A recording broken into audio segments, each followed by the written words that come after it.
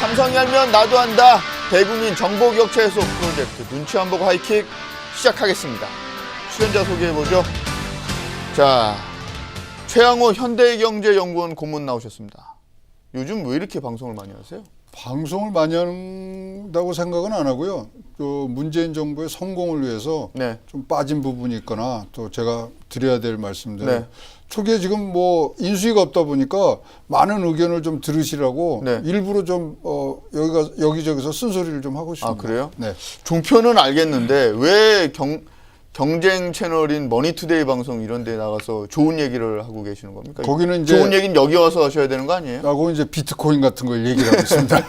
거기 출연료 네? 비트코인으로 준다 그래서. 아, 그래요? 네. 그래서 이제 거기는 뭐 받으셨어요?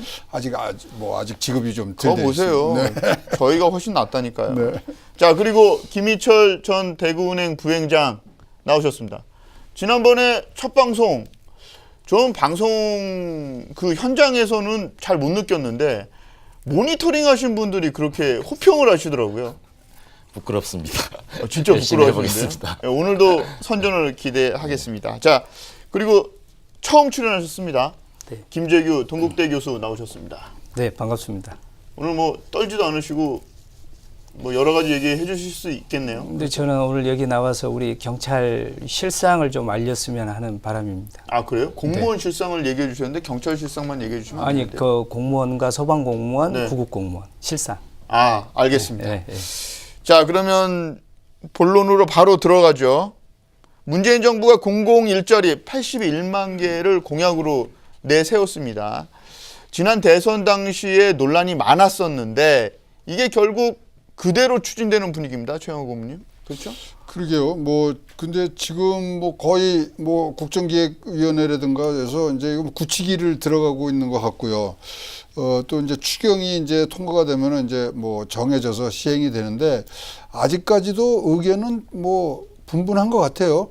국회 내에서도 지금 뭐 야3당은 이제 뭐 이런저런 이유로 반대를 하고 있고 학계에서도 지금 뭐 굉장히 양분돼 있는 뭐 그러니까 좀 정리를 해드리면 고용은 결과되는 거죠.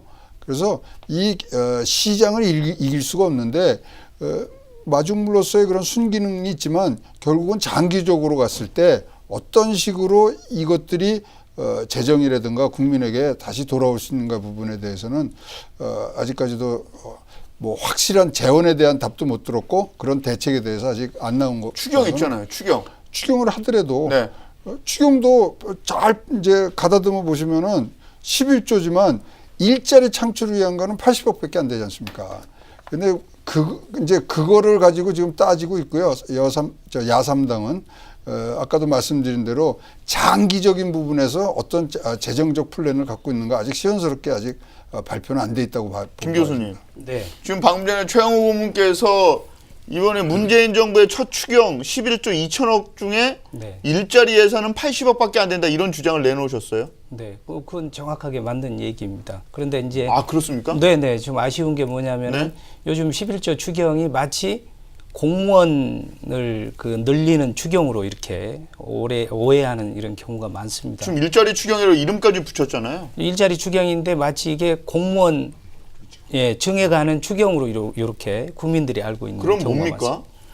그러니까 이제 이거는 좀 아쉬운 건 뭐냐면은 조금 전 우리 고문님이 말씀하셨다시피 공무원에게 올해 들어가는 그 예산은 80억뿐이 안 됩니다. 그 11조에서. 그런데 마치 11조가 공무원을 양성하는 그런 추경으로만 지금 이게 비춰지는데 좀 아쉬운 것은 정부가 경찰을 몇 명 왜 부족해서 왜 뽑고 소방을 왜 뽑고 그다음에 복지는 왜 하는지 정확하게 그 근거를 들여대서 알려주면은 국민들 입장에서 이해를 할 수 있는 거고 또 이 국민 입장에서는 우리 안전, 치안, 복지잖아요. 그런 측면인데 무조건 11조 추경만 낸다 그러니 저도 전문가 입장에서 잘 모르겠어요. 예, 김희철 팀장님. 저도 그런 면에서 좀 이야기를 하고 싶은데 네. 예산 문제만 이야기하는데 그럼 과연 이게 필요한 자리를 마련한 거냐 아니면 쓸데없는 자리를 마련하는 거냐 그렇죠. 뭐 그런 이야기를 먼저 좋은 지적인 하고 것 같습니다. 필요한데 꼭 필요한 자리면 예산 확보해야 되는 거고요. 그런 면도 한번 같이 검토해야 될 것 같아요. 행장님 보시기엔 어떤 것 같아요? 11조 일자리 추경 필요한 자리를 만든다고 생각하세요? 아니면 뭐 쓸데없이 일자리 공무원 일자리만 늘린다 이렇게 보시는 거예요? 근데 기존의 어떤 그 산업 행태랑 또 새로운 지금 복지 분야의 산업 행태랑 봤을 때 이쪽 분야에 필요한 일자리들이 꽤 필요하다고 보는 거죠, 공무원들이. 그렇죠. 17,000명 정도를 증원하겠다, 공무원을 증원하는데 이번 11조 일자리 추경의 핵심 아젠다 중에 하나죠. 그렇죠. 그럼 뭐 최영호 고문. 네. 뭐 17,000개가 이제 더 늘고 결국은 이제 81만 개를 하는데 아까 이제 공무원 외에는 사실 뭐 2조 4천억 정도는 노인들 이 장년층에 대해서 사실 한 달에 27만 원 주는 그냥 단기적인 일자리 6개월 또는 뭐 장기적으로 가봐야 1년짜리 그거를 주는 거거든요. 그런 예산들이 좀 추경 안에 들어가 있습니다. 그런데 그러니까 그 제 말씀 중에 죄송한데 네. 그 돈도 굉장히 중요한 분들이 많을 거란 말이죠. 근데 그게 25만 원에서 27만 원으로 네. 올라간대요. 이제 그런 거를 다 밝히라 이거죠. 지금 두리뭉실해서 국민들이 잘 모르고 있고요. 말씀하신 대로 지금 공무원들만 진짜 늘어나는 것 같아요. 근데 자, 그럼에도 불구하고 이거 81만 개 자리에 지금 40조가 들어간다는 거 아닙니까? 네. 5년 동안. 네. 그러면 5년 동안 나눠보면요. 실질적으로는요. 월급 41만 원짜리 직업 81만 개 만드는 거예요. 이게 지금 계산이 안 맞습니다. 절대로. 그런데 네. 그 얘기 중에 그 일자리 추경에 11조 2천억이 들어가지만 그 공무원들이 이제 늘어나면 늘어날수록 그게 국민 세금으로 다 부담으로 돌아온다 이 주장을 지금 하고 계시는 거잖아요. 그것뿐만 아니라 아까 김재규 교수님이 네. 말씀하신 게 정확한 겁니다. 수급 계획을 말씀을 해 주셔야죠. 이 자리는 이렇게 필요하고 여기가 뭐 그러니까 예를 들어서 우리 경찰이 지금 담당하는 국민 수가 448명이라 이거죠. 네. 예? 그럼 뭐 영국 같은 302명인데 그럼 100명씩이나 우리가 모자르고 있는 상황에서 더 늘려야 된다.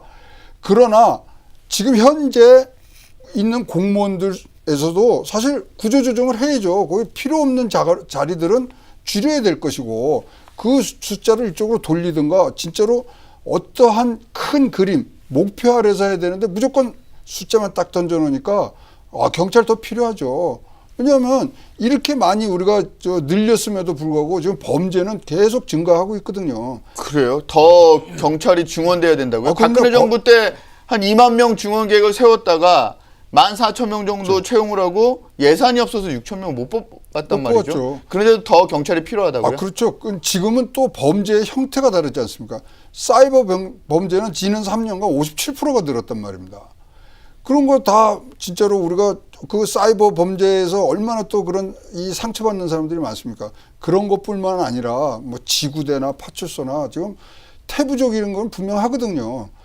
그렇게 국민들을 설득하면 되는데 수급에 대해서는 그러니까 시장이라는 건 항상 공급과 수요가 있어야 될 텐데 그 부분에 대해서 아직 명확한 것들이 안 나와 있다. 그거는 우리가 지적하고 가야죠. 경찰 인력이 부족하다. 많이 부족합니까? 이제 경찰 인력 지금 경찰이 그 검찰과 경찰의 수사권 관련해서 이렇게 문제가 계속 발생을 했을 때 경찰이 거대 공룡 같은 집단이기 때문에 검찰이 만약에 그 수사권을 경찰한테 나눠주면 괴물이 탄생할 수 있다 이런 논리를 얘기하기도 하거든요. 그런데도 아직도 경찰이 부족하다. 이건 좀 어떻게 이해를 해야 됩니까? 기회가 와서 정말 다행입니다. 일단은 그 얘기를 드리기 전에 먼저 무슨 얘기를 드리고 싶냐면 우리 경찰 그러면은 지구대나 파출소에서 일하는 것만 생각하고 그다음에 교통경찰에서 거기에서 교통하는 것만 생각을 합니다. 왜냐하면은 우리 대민 접점에서 그러니까 시민 입장에서 우리 경찰관들을 경험할 수 있는 곳은 지구대나 파출소 그다음에 교통경찰 외에는 없습니다. 네. 그렇지 않으면 강력계 형사들은 범죄와 관련된 사람 외에는 또 접할 길이 없고 네. 그러다 보니까 일반 국민들이 생각할 때에 교통경찰 한 분 잘못하거나 지구대나 파출소에 있는 직원들이 한 사람이 잘못하면 마치 현재 지금 우리 경찰이 11만 5천 명인데 11만 5천 명을 우리 인구 5,100만을 나눠보면 아까 우리 최고문님께서 말씀하신 한 440에서 450명 꼴 되거든요. 네. 그러면 OECD 기준으로 보면은 50명에서 400명 초반대가 되어야만, 이게 무슨 얘기냐면은 경찰 1인당 우리 국민들을 담당해야 할 이 인구수가 350에서 400명 초반이 돼야 되는데, 우리는 지금 5,100만 인구를 가지고 있는데 우리 현직 경찰이 11만 5천입니다. 현재. 그러면 450명 꼴이 됩니다. 자, 그 수치로 봐도 일단 우리가 경찰이 부족하고, 그다음에 두 번째는 우리 아이러니한 것은 뭐냐면은 경찰이 뭐만 하면은 잘못됐다고 그래요. 그런데 중요한 것은 우리가 위험에 처했을 때 제일 먼저 생각하는 게 우리 경찰이거든요. 제일 먼저 생각하는 게. 그다음에 범죄가 일어났을 때에 잘 못 막으면은 경찰을 탓하거든요. 그런데 그 이면을 들어가 보면은 장비 부족하죠. 장비 현대화돼 있지 않죠. 경찰 인력 부족하죠. 업무 과다하죠. 그런데 여러 가지 면에서 지금 우리가 경찰이 내부적인 면을 정확하게 국민들에게 홍보하고 소통하는 그런 게 너무 부족하다. 저는 그렇게 생각을 합니다. 그래서 오늘 기회가 되면은 그런 얘기를 좀 했으면 하는 생각이 듭니다. 충분히 하신 거 아니에요? 아닙니다. 더 하실 내용이 이제 시작입니다. 이제 시작이에요? 네네. 그런데 그 박근혜 정부 경찰 인력 채용 얘기를 앞서서 하다가 그 당시에 예산이 없어서 더 추가로 6천 명 정도를 못 뽑은 것도 있지만 네. 뽑은 사람들도 교육 시설이 부족해서 제대로 그 현장 교육을 못 시키고, 그러니까 교육을 못 시키고 현장으로 내보냈다. 이런 지적이 있더라고요. 이게 말이나 되는 소리입니까? 맞습니다. 이 말씀이 왜 맞냐면은 이제 네. 제가 그래서 검찰이 뭐 또 말씀드리지만 경찰 수준이 그래서 낮다. 뭐 이런 얘기를 해요. 그래서 그 사람들한테는 그 자기들의 권한을 나눠줄 수 없다. 이런 주장을 또 하고 있거든요. 이제 검찰 입장에서는 논리적으로 피해야 되니까, 이게 쉽게 얘기하면 경찰은 멍청하다는 거죠. 그렇죠. 예, 그런데 저는 지금 현장에서 우리 경찰 우리 입직할 순경이나 이 경감부 학생들을 가르쳐 보면은 수준이 상당히 높습니다. 수준이 상당히 높은 게 아니라 아주 높습니다. 아주 높은데 이제 요 문제는 있습니다. 우리 앵커께서 조금 전에 말씀하셨다시피 교육 문제가 있습니다. 현실적인 교육이 이루어져야 되는데, 그게 무슨 얘기냐면 박근혜 정부 때 2만 명을 증원한다고 그래서 갑자기 대폭 늘렸습니다. 그런데 늘리면은 교육기관이 있습니다. 네. 중앙경찰학교라고 교육기관이 있는데, 이를테면 예를 들면 2,000명을 교육시켜야 되는데 갑자기 3,000명을 뽑은 거예요. 그래서 이제 그런 악순환이 거듭되는 부분인데, 현재는 그런 부분들이 많이 대비가 되어 있습니다. 현재로서는. 그렇군요. 그래서 최영호 그러면서도 경찰도 조금 이 수급에 관해서는 자기 의견을 내셔야 돼요. 왜냐하면은 제가 자료를 보니까 2010년도에는 전체 담당하는 인구가 500명 정도 됐더라고요. 네. 그게 이제 우리가 증원하니까 450명이 됐는데, 문제는 뭐냐면요. 그 당시에, 그러니까 2000년도에는 지구대 파출소의 인원이 전체 경찰 인구의 45%나 됐더라고요. 네. 그게 지금은 인원을 증가를 했는데도 불구하고 40%예요.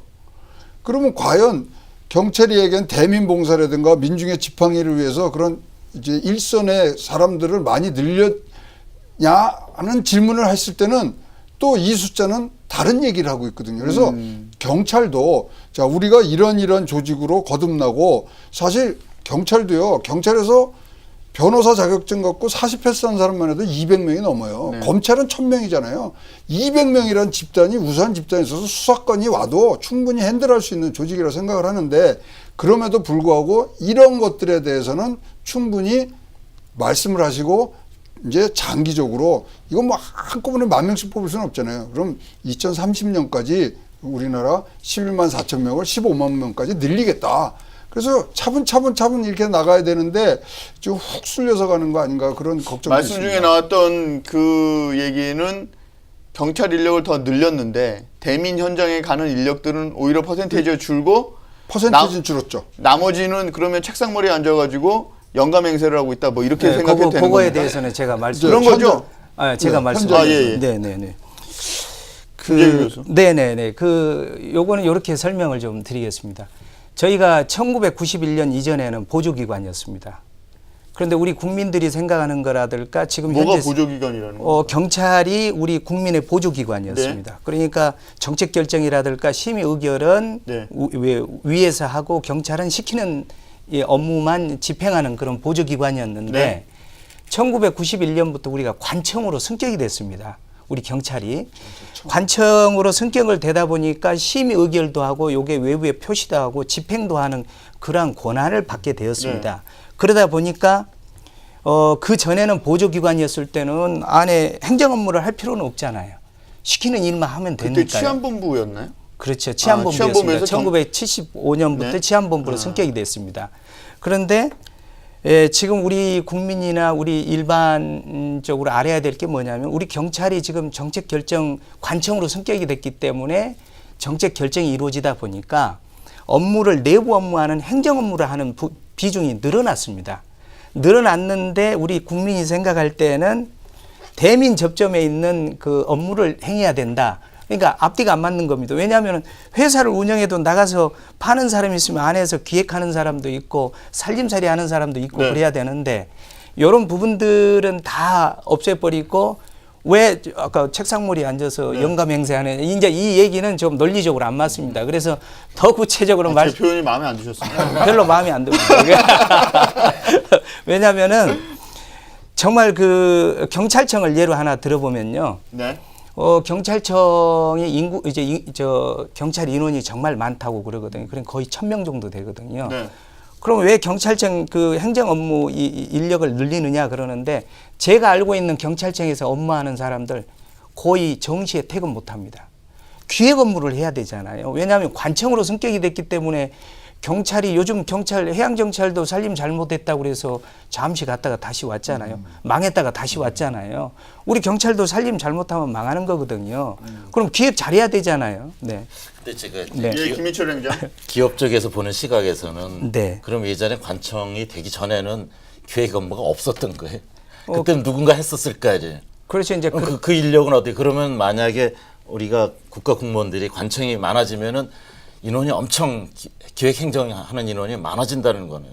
예, 그런데 그래서 이제 그런 게 이제 기업에서 일하던 사람들은 약간 그런 의문이 가네요. 예, 거기에 대해서 이제 제가 생각하는 인력 운영의 비효율성을 그렇죠. 지적하신 거죠. 예. 이제 그 91년 이전에는 지금 현재 우리 이 경찰관들이 하고 있는 기획 업무라든가 행정 업무가 상대적으로 적었습니다.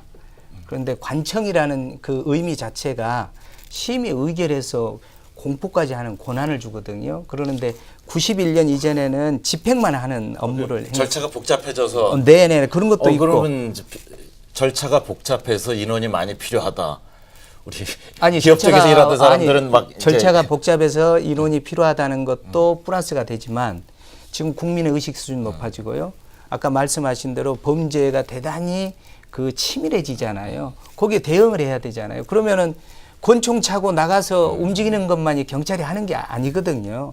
그러한 것을 하려면은 기획 업무를 해야 되잖아요. 근데 제가 보기엔 이제 이게 국민 입장에서는 그럼 나랑 피부에 와닿는 게 뭘까? 그리고 아까 이제 경찰이 이게 조금만 실수해도 욕 먹는다 그랬는데 그건 신뢰감이 너무 높기 때문에 당연히 욕을 먹을 거라 그래요. 원래 우리가 믿을 만한 사람 그렇기 때문에 조금 삐근다도 하는데 실제 저는 이제 어떤 생각을 해보냐면요. 인구 구조라든지 고령화 인구가 많아지고 해서 대민봉사라든지 경찰이 해야 될 역할도 뭔가 변형되는 게 나올 거라는 거죠.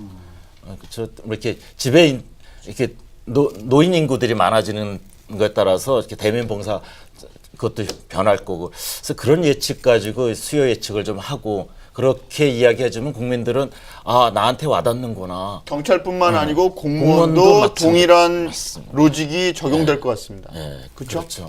그럴 때 이제 이거 필요하다. 그렇다면 예산이 필요하면 써야지 하고 동의를 할 수가 있을 것 같아요. 그래서 제가 이제 뭐 며칠을 찾아봤어요. 예, 그래서 공무원에 대한 장기 인력 수급 계획이 과연 있는지 교원에 대해서는 있더라고요. 교원에서는 뭐 인구 비에 그게 네, 나와 있으니까. 그렇죠. 그런데 다른 부처에서는 대개 보니까 예산을 짤 때 왜 몇 명 직원하겠다 그거를 해마다 이렇게 받는 그런 시스템이 잡혀 있기 때문에 장기적인 그런 큰 그림을 그리는 데는 조금 좀 지금까지 부족했던 것 같고요. 지금 이제 뭐 새로운 정부가 나왔기 때문에 경찰계에서도 그런 전체 큰 거기다가 뭐 심지어 우리가 통일에 대비하는 그런 생각까지도 분명히 어떻게든지 갖고 가셔야 될 거 아닙니까? 그런 재원들을 어떻게 해야 되는지 우리를 보여주는 사람들이 제대로 일을 하는 부분 그 부분에 이제 우리 예산이 들어가야 된다고 생각하는 거죠. 시선을 조금만 바꿔서요. 지금 공무원 얘기를 계속하고 있었고 김재규 교수께서는 경찰은 아니죠. 네, 경찰 그렇죠? 아닙니다. 네. 경찰인 줄 알았습니다. 저 얘기하다가 경찰한테 물어보는 줄 알았는데 어쨌든 네. 그 지금 문재인 정부가 공무원 일자리를 늘리겠다 이렇게 공표를 했잖아요. 그런데 이제 소방, 교사, 경찰 이런 식으로 그 어떻게 보면 특수직이잖아요. 그런 공무원 자리 특수직 공무원 자리를 늘리겠다고 했는데 요즘 이렇게 일각에서 나오는 이 뭐 자료나 인터뷰들을 보면 부모님들은 일반 행정직 자리를 좀 늘려줬으면 좋겠다 이런 생각을 한단 말이죠. 그러면 이거 좀 어떻게 보면 수요하고 공급이 좀 심리적으로 괴리가 좀 있는 거 아니냐 이런 생각도 든단 말입니다. 그런데 국민한테 필요한 거는 김희철 행정께서 굉장히 잘 지적하셨는데 일반 행정직보다는 경찰, 소방, 뭐 교사 이런 특수행정직이 오히려 더 피부에 와닿는 자리거든요. 근데 일반 행정직을 예? 늘렸다고 하는 건 김희철 행정. 우리 애 취직하는 자리를 좀 마련했으면 좋겠다. 그런 욕심이 좀 있는 것 같아요. 그러니까요. 맞습니다. 네, 공감합니다. 네. 그리고 이제 저희가 지금 좀 아쉬운 것은 뭐 하시는 분입니까? 네, 궁금해서. 저는 그냥 사는 사람입니다. 저희가 좀 약간 취재를 해봤더니 지금 학원 경찰 공무원 학원을 하고 계시는. 예, 제 이름을 걸고 학원 하고 있습니다. 김재규 학원이라고 네, 하더라고요. 이렇게 경찰 학원도 하고 공무원 예. 학원도 아 하고 공무원 특수직 공무원 학원을 하고 계시는. 있습니다. 네, 그런데 이제 그 이런 현상에 대해서는 어떻게 보세요? 그러니까 이제 실제로 제가 현장에 계시는 거니까. 현장에 있어 보니까 이제 아쉬움은 그겁니다. 우리가 가장 힘들 때 가장 많이 찾는 사람이 복지 공무원, 그 다음에 소방 공무원, 그렇죠. 경찰 공무원인데 왜 이 직렬을 뽑으려고 그러면 그렇게 반대를 하는지 가장 도움을 많이 받으면서도 그러면서도 또 무슨 문제가 생겼을 때 빨리 도와주지 않는다라고 때리고 그러잖아요. 소방 공무원은 많이 맞잖아요. 네. 경찰 많이 맞잖아요. 많이 맞아요. 주치자들에게 많이 맞습니다. 그런데 이제 워낙 국민들의 시선이 법을 제대로 집행하는 우리 경찰이나 소방이나 복지 공무원들은 법대로 제대로 이렇게 하면은 언론이나 또 사법부에서 손을 좀 들어줘야 되는데 그게 이제 미국이 대표적인 케이스인데요. 그러면 소신껏 일을 하는데 무조건 뭐가 사고가 터지면은 경찰, 소방, 복지 공무원이 잘못했다고 먼저 지적을 해버리니까 네. 위축이 되는 거죠. 결국은 부메랑 돼서 우리 국민이 손해를 보는 거거든요. 그래서 제가 이 부분에서 딱 한마디 드리고 싶은 것은 경찰, 소방, 복지는 되게 지금 급합니다. 왜 급하냐면은 요건 정치 논리로 풀어서는 안 됩니다. 우리가 추경 11조 원이 나온다고 그러는데 아까 우리 고모님께서 말씀하신 대로 올해 우리 공무원 그 뽑는 정액하는데 80억 분이 안 들어갑니다. 네. 내년 본 예산에 이제 봉급 보수는 책정이 되면 되는 그렇게 건데 되겠죠. 마치 80억인데 11조에 80억이면은 이건 표현이 안 되잖아요. 근데 네. 마치 이게 전부인 양 정치 논리로 푸는 것은 좀 그런데 아쉽다. 그런 것도 있습니다. 최양호 고문께서 청와대에 있어 보셨잖아요. 네. 그러면 문재인 정부가 지금 예산을 책정을 해가지고 집행을 한단 말이죠. 네. 그러면 상당 부분은 박근혜 정부가 하던 일을 대부분 떠안는 거 아니에요? 또 안 하죠. 그죠? 그리고 뭐 정부라는 그러면 게 11조에 들어가서 네. 문재인 정부가 핵심적으로 추진해야 되는 일자리 예산 네. 이 80억은 기본적으로 계속 증액이 되면서 결국에 문재인 정부 5년 차에는 상당 부분 늘어나는 그런 구조가 되는 거 아니에요? 맞죠? 그럼요. 본 예산으로 가야 되니까 맞죠? 이게 그러면 지금이라도 11조에 80억이든 100억이든 일단 집어넣어 놔야 해가 거듭할수록 증액을 할 수 있는 거 아닙니까? 뭐 증액을 하든 본 예산에서 그렇죠. 그 근거가 남는 거죠. 80억이라는 거는 네. 다른 게 아니라 채용하는 데 드는 그러니까요. 시험 보는 데 그러니까요. 드는 예. 돈이고요. 그 80억 정도면 예비비 우리나라 1조 2천억이 있습니다. 네. 거기서 그냥 80억 꺼내 쓰면 되는 거거든요. 그러니까 뭔가 지금 그러니까 일자리 예산이라고 네. 그렇게 이름 붙이지 마라 이런 네, 뜻이지. 예, 경기에 뭐 마중물을 하는데 자 국가 재정법에도 그 잘못된 게 네. 자 이렇게 해서 이제 우리가 세수가 늘어났잖아요. 그러면 먼저 국가의 빚을 갚게 돼 있어요. 우선적으로 국가 네. 빚을 갖고 남은 거 갖고서 이제 뭐 쓸 거 쓰고 이렇게 되는데 지금 지방 교부세 다 나가죠. 뭐 다 나가고 빚 갚을 생각이 없어요. 거기다가 81만 명 그러면 그냥 평균적으로만 생각하면은 우리가 그래도 꽤 좋은 일자리를 준다는 게 기준이 225만 원이거든요. 네. 그러면 연봉이 한 3천만 원 돼요. 거기다가 공무원 225만 원, 월 225만 원이면 좋은 일자리다 이렇게 보시는 네, 거예요? 그게 이제 학계 지금 기준입니다. 기준? 예, 기준이. 근데 그러면은 이제 사무 비용하고 뭐 이렇게 하면 두당 한 5천만 원 들거든요. 네. 공무원 81만 개가 다 공무원이라면 그럼 40조예요, 연간에. 40조면 뭐예요? 국방 예산이 우리나라 40조입니다. 좋습니다. 자, 숫자로 계속 경제학 박사시니까 숫자로 계속 얘기를 하셨는데 김희철 회장께 제가 한번 여쭤볼게요. 좋은 일자리가 뭡니까? 좋은 일자리. 부모들이 일반 행정직을 많이 뽑아줬으면 좋겠다. 그러면 그게 좋은 일자리입니까? 예. 소방, 뭐 사회복지, 교사, 경찰은 좋은 일자리가 아닌가요? 그 지금 느끼는 거는 이제 좀 안정적이었으면 좋겠다. 그리고 좀 편했으면 좋겠다.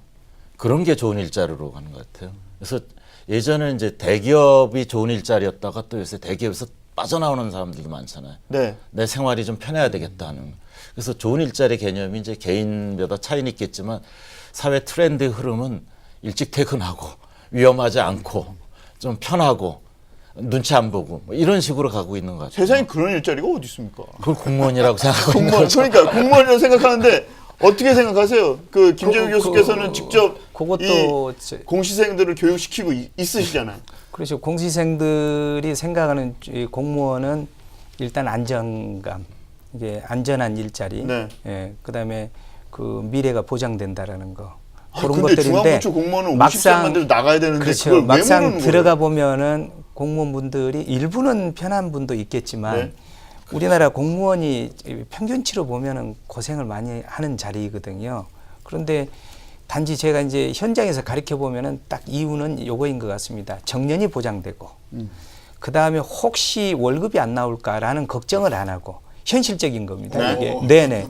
그 다음에 225만 원이 문제가 아니고 아 그럼요. 혹시 회사가 망해서 네. 내가 월급을 못 받진 않을까? 이게 현실적인 이 젊은 층들의 의견 중에 아주 절대 다수의 의견이고, 네.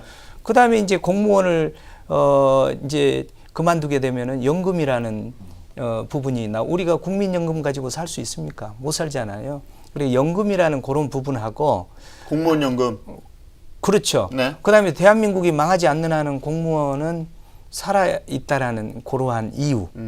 이제 그런 부분들이 어우러져서 공무원을 하는 건데 또 아쉬운 것은 뭐냐면은 항상 부르짖는 게 왜 대한민국에 올해만 해도 지금 22만에서 25만이 공무원을 되겠다고 지원을 했거든요. 네. 그런데 그 공무원 중 1.8%뿐이 공무원이 지금 되지 못하거든요. 그럼 나머지는 뭐 하는 겁니까? 다시 해야 됩니다. 다시. 아 일도 안 하고 그렇죠. 공부만 하는 거죠. 그렇죠. 거기에 젊은 따르는 그 일년의 사회적 비용이 네. 17조 원이나 된답니다. 아 들어가는 돈이 네네. 이제 17조 원이나 된다는데 중요한 것은 왜 이 사람들이 노량진 공무원가로만 가느냐. 요 얘기만 하는 거죠.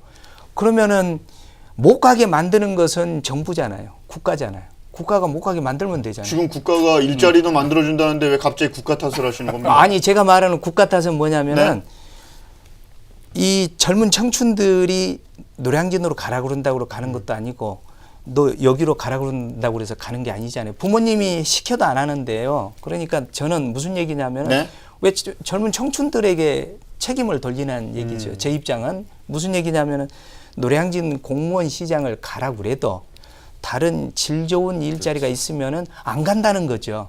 그런 질 좋은 일자리를 정부, 국가가 만들어야 되는 거죠. 그럼 그건 누가 만들어야 됩니까?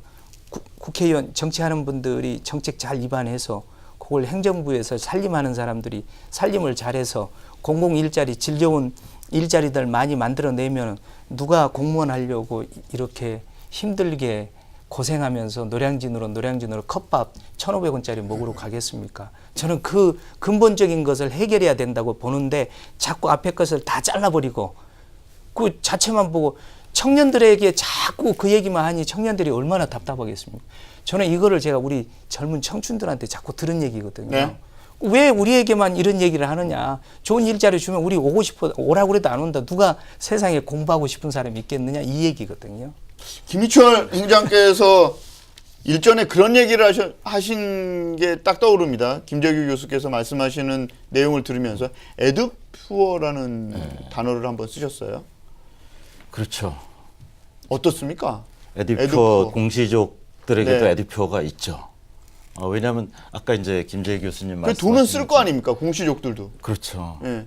이게 왜 공무원 시험 보냐면요. 직업의 안정성 이런 것도 있지만 취직하기가 좀 편한 거예요.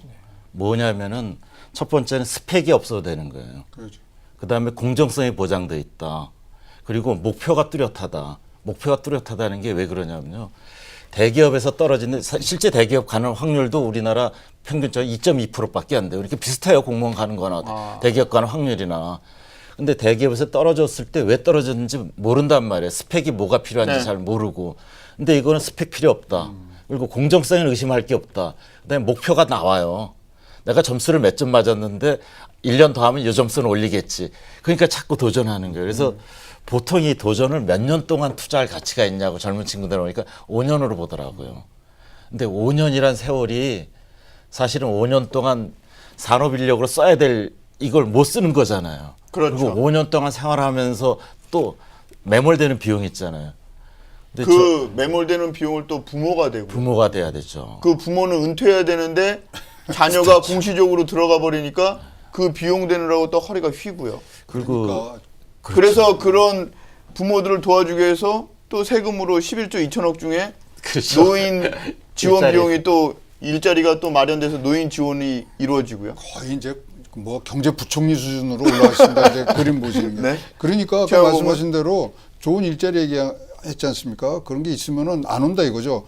그렇다면 정부가 해야 될 일은 일자리가 아니라 일거리라죠. 예, 일거리. 일거리를 만들어야 일자리가 생기는 거 아닙니까? 고용은 항상 결과거든요.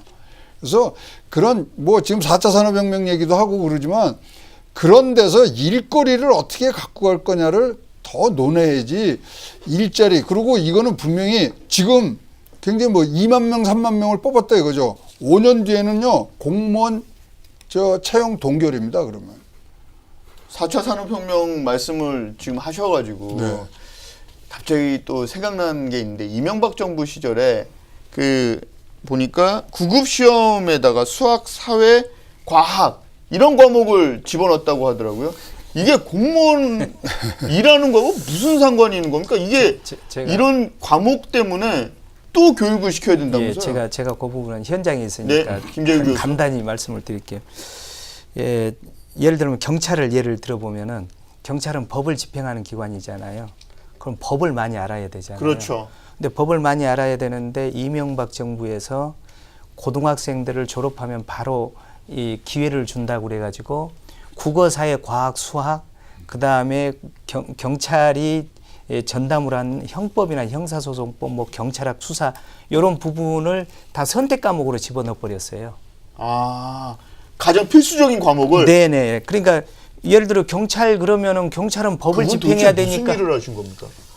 그러니까 이제 4대강만 생각했나 봅니다. 근데 달리 볼 수도 있어요. 그때 네. 계획은 뭐였냐면은 네, 김희철 행장. 고등학교 졸업하고 들어와라. 네. 그리고 시작해라. 네. 그리고 나중에 공부하자. 뭐 그런 정책이 있었어 일부러. 근데 그게 의도적으로. 그게 의도적이라고는 이야기할 수 있지만 현장에서는 그렇죠. 선배들은 복장 터지는 거죠. 이제 근데 그게 그 사이에 또 교육을 시켜야 되죠. 그러니까. 그러니까 그게 고등학교 졸업하고 들어오는 이제 이게 두 사람들. 가지 오류가 네, 김재규 두 가지 오류가 있습니다. 어떤 겁니까? 이명박 정부에서 고등학교만 졸업하면은 경찰을 해라 또 구급 세무직을 해라. 세무직 하려면 세무 회계를 알아야 되잖아요. 그럼 당연하죠. 근데 국어, 사회, 과학, 수학을 해가지고 무슨 세무 회계를 합니까? 그리고 못하죠, 손 놓고 당연히. 있는 거죠. 예. 그다음에 경찰을 하려면은 법을 알아야 되잖아요. 국어, 사회, 과학, 수학을 해가지고 안 되는 거죠. 그런데 이명박 정부에서는 취지는 좋습니다. 뭐냐면은 고등학교 졸업하고 대학을 가지 않고도 공무원을 할 수 있는 문호 개방을 열어놨는데 고등학교 졸업하고 경찰, 소방, 회계 그렇게 생각만큼 많지 않습니다. 숫자가. 그 다음에 두 번째는 들어갈 때 전문성 있는 것을 공부해서 들어가면은 교육을 받아도 전문성 있는 것을 업그레이드해서 실무용으로 바뀌는데 그렇죠. 국어, 사회, 과학, 수학을 해서 법을 집행할 사람들을 뽑았는데 들어가니까 또 세금을 들여가지고 법 과목을 다시 교육을 시킵니다. 그러면은 시험에 합격을 했는데 법 과목 가서 교육시키는데 지금 우리가 경찰 같으면 8개월 교육인데 4개월 교육에다 실무 교육 4개월이거든요. 과연 그거를 할 수 그러면 있습니까? 현장에서 대기를 해주나요? 안 그러면 그걸 현장 업무를 하면서 그 공부를 해야 되는 거예요? 아니, 교육을 할 때 4개월 교육을 학습 교육을 하고 4개월 실무 교육을 하거든요. 그런데 아까 우리 행장님께서 5년이라고 그랬는데 우리 학원가에서는 3년 필수 5년은 선택이거든요. 아, 그래요? 네네. 그래서 3년 안에 합격하면 그건 성공하는 겁니다. 필수니까. 네. 그러는데 예를 들어서 3년 동안에 법 과목을 공부해서 들어가면 들어간 예비 공무원을 실무용으로 바로 전환해서 교육을 시킬 수가 있는데 그렇죠. 처음에 들어갈 때 법 과목을 이제 이 세무직이나 이 전문 직종입니다. 세무직이나 이런 법 직종, 법원검찰직이나 이런 것은 관련된 법 전문 전공하는 것을 공부를 해서 들어가야 되는데 국어, 사회, 과학, 수학을 공부해서 들어가 근데 버립니다. 이제 역으로 보면요. 네. 예, 김희철 행장. 왜냐하면 이제 고등학교 졸업하고 또 대학을 다니잖아요. 그 사회적으로 비용이 들어가잖아요. 교육 비용이.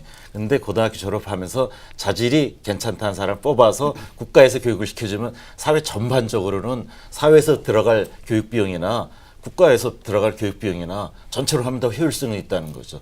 그렇고 몇 년 동안 다른 데서 공부해야 될 그 비용도 좀 줄일 수도 있고.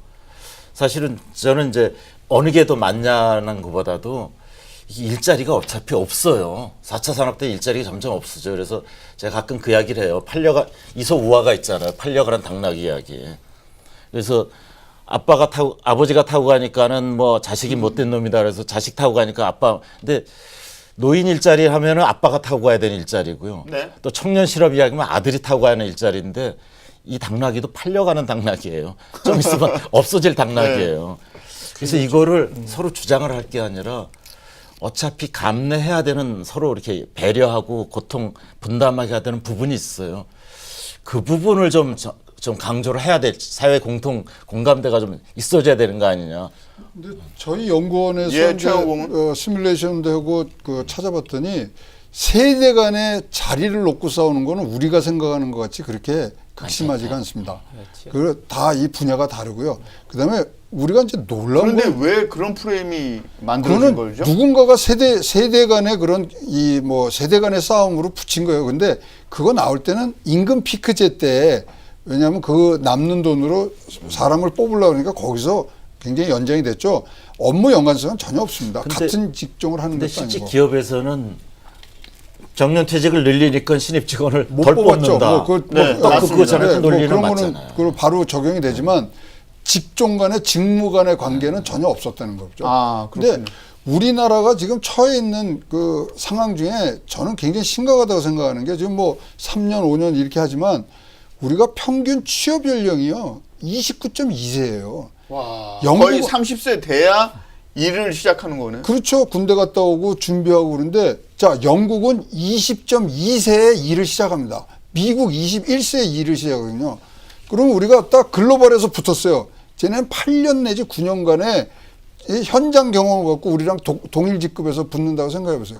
20대라는 게 얼마나 도전적이고 열정과 모든 걸 바쳐서 할 수 있는 그 시기가 없어지는 부분들이 그게 사실 굉장히 우리나라의 마이너스거든요. 그래서 박근혜 정부에서 창조경제, 그러니까 젊은이들이 창업을 하라 이렇게 하면서 세금을 쏟아 부었던 거 아닙니까? 지금 7조 내지 몇 조까지 넣었는데도 지금 돌아 나온 건 없죠. 네. 없는데 이제 이게 장기적 투자라고 이제 봐야 되고요. 사실 노무현 정부 때도 이거에 대해서는 법까지 있었어요. 청년 실업 해소 특별법이 2004년도에 나오지만 네. 근데 지금 아무런 효과가 없지 않습니까? 그러니까 지금 문재인 정부의 그런 정책 위반하신 분들이 그 당시에 뭐가 잘못됐는지 그런 게 또 비정규직을 정규직화하는 특별법 만든 것도 노무현 대통령이거든요. 그때 7조 넣었는데 그럼에도 불구하고 600만에서 700만 원으로 늘지 않습니까? 뭐가 잘못된지 그거를 보고 아까 말씀하신 대로 수급에 대해서 고민하고 우리 공무원 조직에서 뭐 진짜로 뭐 불필요한 그런 기획부서에 사람이 너무 많은 거 아닌가 그런 내부적인 그런 자기의 구조 조정에 대한 보관도 갖고 그렇게 해서 시작을 해야 됐었는데 너무 공약에 지금 공약 1호다 보니까 밀어붙이는 경향이 있습니다. 그런 부분에서는 한 발 한 발 해도 또 사회적 타협과 합의를 가도 늦지 않거든요. 사회적 대타협이 가능합니까? 노동 문제를 가지고. 근데 그런 적이 있었나요? 지금 IMF 끝나고는 했었죠. 언제적 얘기를 하시는 아니, 겁니까? 지금 IMF 위기감이 네. 있었던 거죠. 있을 수도 그때는. 네. 그러니까 지금은 그런 필요성에 대해서 소통을 하셔야 된다는 거죠. 그런데 지금 전 세계가 화랑으로 가고 있는데 대한민국이 좀 뒤처지고 있다고 그 물결을 안 타는 건 아닐 거 아니에요. 그런 정도의 IMF의 그런 충격파는 없을 거라고 이미 최영호 고문께서도 이전 방송에서 분명히 말씀하셨는데 왜 갑자기 IMF 상태의 그런 걸 얘기하시면서 아니, 그 정도의- 노동 대타협이 이루어질 거라고 얘기하시는 겁니까? 그거를 우리가 앞으로 지금 와 있으면 안 되지만 그걸 선제적으로 막기 위해서는 이러한 것들이 필요하다고 소통을 해야죠. 아니 영국이 2010년도에 9만 명의 공무원을 감축할 때는 왜 했겠습니까? 지금 마크롱이 프랑스 대통령이 나와서 12만 명의 공무원을 감축하겠다고 얘기하는 게 왜 그런지를 한 번만 들여다보면은 답들이 나온다 이거죠. 그런데 말입니다. 그 최근에 SPC 그룹에서 제빵사들 부당 노동 행위가 또 이슈가 됐잖아요. 이거 뭐 회장이 매장을 방문했는데 케이크 적다고 근로 시간을 더 앞당기라고 그 새벽에 그 사람들 새벽에 나와서 빵 만든 사람들이 더 앞당긴 뭐 밤새서 하라는 건지 잘 모르겠지만 이런 그 기업인들의 그 갑질 이런 것 때문에 또 이 일자리를 선택하는데 젊은이들이 망설이지 않을까 이런 생각도 들고요. 그렇습니다. 그렇죠? 근데 지금 뭐 우리 통계로 보면 1931만의 근로자가 있습니다. 예, 그 최영호 중에 의원. 아까 말씀드린 달에 225만 원 이상 버는 사람은 674만 명이거든요. 그러니까 양질의 일자리가 굉장히 적고요. 청년으로 내려오면은 395만 명이 지금 15세에서 29세까지 있는데 네. 거기에 6만 7천 개뿐이 양질의 일자리가 아니거든요. 그러니까 굉장히 지금 사실 열정페이하고 희망 고문 당하고 있고 그러는 거거든요. 그러니까요. 제빵사들 그 근로 기준법에도 어긋나는 그 갑질을 당한 제빵사들은 또 SPC 소속이 아니고 또 파견 직원들이라고 하더라고요. 용역업체죠. 그러니까요. 근데 그 사람들에 대해서 또 회장이 그렇게 뭐 일하는 시간을 앞당기라는 식으로 얘기해서 뭐 오너가 얘기하니까 방법이 없잖아요. 4시간 예, 최영호. 근로 초과 근로 수당 4시간 한 걸 1시간으로 줄이고 그렇죠. 그다음에 이제 그 사람 이랜드도 그랬었죠. 예, 그 사람들이 이랜드는 진짜 재밌는 게 그 정규직한테도 그렇게 했다는 거 아닙니까? 근데 제가 보기에는 이게 예, 김희철 행장. IMF 이후에 그 기업의 효율성, 생산성 이런 걸 강조할 때 나온 이야기가요. 아웃소싱이었어요. 아웃소싱이 굉장히 좋은 아이디어라고 해가지고 그때 비정규직이 나오고 용역회사가 나오기 시작했죠. 그러면서 이 한 30년간 신자유주의 사상이 막 팽배했잖아요. 거기에 가장 큰 핵심 가치가 뭐냐면요. 내가 가진 기회나 권리를 이용해서 최대한 이익을 취한다 하는 게 신자유주의예요. 그러다 보니까 배려하기보다는 남을 이용하고 배척하는 게 아주 정당한 것처럼 착각한 거예요. 그게 쭉쭉쭉 내려간 게 갑질 문화예요, 지금. 제가 보기에는 그런 시각으로 봐요. 그러니까 이제 그게 김재규 아까 교수님. 아까 그게 바로 뭐와 연동이 되냐면요. 요즘 젊은 친구들이 알바를 하잖아요. 네. 그럼 알바를 하면은 그 알바에 대한 그 갑질 이런 분위기, 느낌도 받고 그다음에 알바비를 안 줘요. 알바비를 안 주니까 불안해요. 그러니까 결국은 안정적인 것, 공무원으로. 그러니까 네. 자녀들이 그렇게 네. 공무원 시험을 보러 공시적으로 들어가면 부모들은 은퇴를 해야 되는 나이에 가맹점을 열고 가맹점은 또 기업의 프랜차이즈 갑질에 망하고. 허리가 휘고 망하고 이런 악순환이 계속 되는 그래서 그걸 상황이잖아요. 보고, 그걸 보고, 네, 김재규 교수님. 그걸 보면서 야 이건 안정적인 곳으로 가야 되겠다. 요즘 젊은층은 돈 많이 받을래 편하게 삶의 질을 같이 누리면서 찾는 직장을 찾으려고 그러면은 돈 많이 안 받아도 내가 편한 곳, 내가 하고 싶은 것, 인정받고 싶은 것, 대우받고 싶은 것. 이제 그런 게 지금 그 젊은 층에서 알바를 하면서 아르바이트를 하면서 그 느끼는 마음의 상처, 이런 부분들이 상당히 많이 트라우마로 작용을 합니다. 그런 게 또 공무원으로 오게 되는 하나의 또 큰 그 동기부여도 되는 것 같습니다. 그러면 한창 일할 사람들이 3년, 5년, 7년 동안 생산적인 활동을 못하고 돈만 그것도 컵밥이면 굉장히 싼 음식을 먹어가면서 소비도 거의 안 하는 거잖아요. 그러면서 그 노동력을 소비하는 그런 형태가 되는 거네요. 지금은 뭐 평균 150만 원 정도가 드는 걸로 지금 추산이 되고 있고요. 아, 1년에요? 아니요. 한 달에. 한 달에? 한 달에. 아, 예. 더 들어갑니다. 더 들어갑니다. 그러니까 평균. 네, 네. 예, 뭐 저기 그 뭐라 그러죠? 저 혼자 사는 방 뭐 그런 네. 거 하고 뭐 해서 네, 네. 하면은 150만 원 정도 들어가고, 그러면 아까 이제 뭐 17조 얘기 나왔는데 그 중에는 사실 이제 기회비용이 좀 있어요. 그거를 이제 빼고, 사실 그런 사람들이 노량진에 지금 가서 그 경제를 살리는 건 또 4조 정도의 순기능이 또 있습니다. 그러면 17조가 들어가는데 4조 전체가 21조가 필요하고 네네. 이제 들어간다고 기회비용까지 다 네네네. 합해서 21조고 거기서 4조의 순기능을 빼서 그러면 마이너스 17조. 17조. 마이너스 17조가 더 생산될 수 있는데 안 되고 있다. 뭐 이제 그렇게 해석하시면 되고요.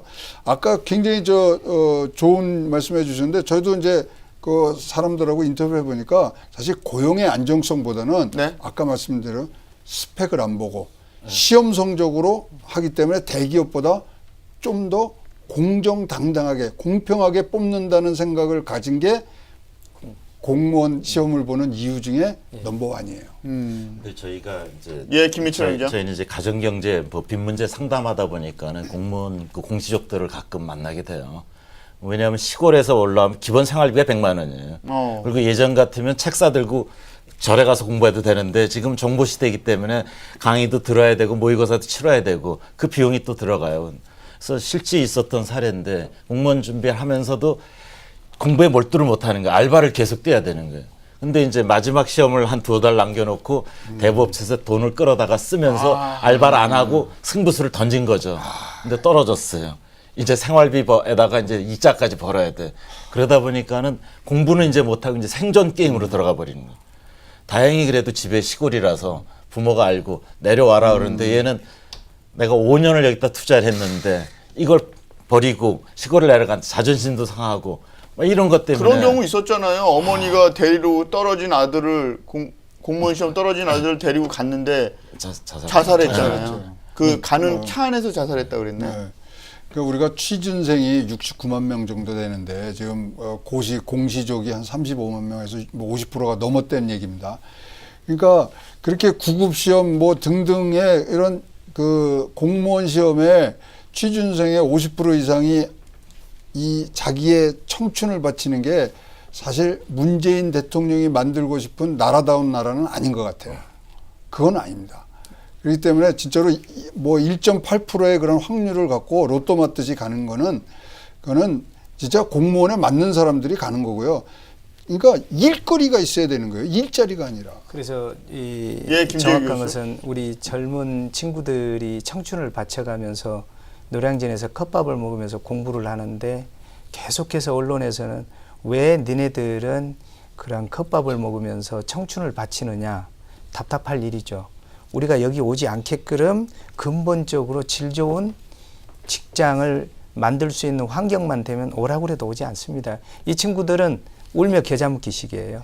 정말 어쩔 수가 없는 거예요. 이게 어떻게 할 수가 없는 겁니다. 차라리 지금 노량진에서 공부하는 친구들 이는 열정이라도 또 있는 거예요. 또 그것마저도 포기하는 포기 세대가 또 있잖아요. 그래서 제일 중요한 것은 왜 노량진에 이 많은 이 수십만 명의 공무원들이 몰리느냐, 이걸 지적하기 이전에 우리가 정책을 위반하는 사람들은 이 젊은 층이 몰리지 않는 환경을 만드는 게 먼저 선행돼야 된다라는 게 저는 그 논리적으로 맞다라고 봅니다. 김희철 위원장 짧게만 한마디 해주실 수 저도 있나요? 아주 그 말씀에 전적으로 공감합니다. 이 공시족들이 뭐 계룡남, 그 개천에서 용나는 걸 원하는 게 아니라 최소한의 나의 사명을 지키고 싶다. 절박감에서 시작된다는 걸 우리가 이해를 해줘야 돼요.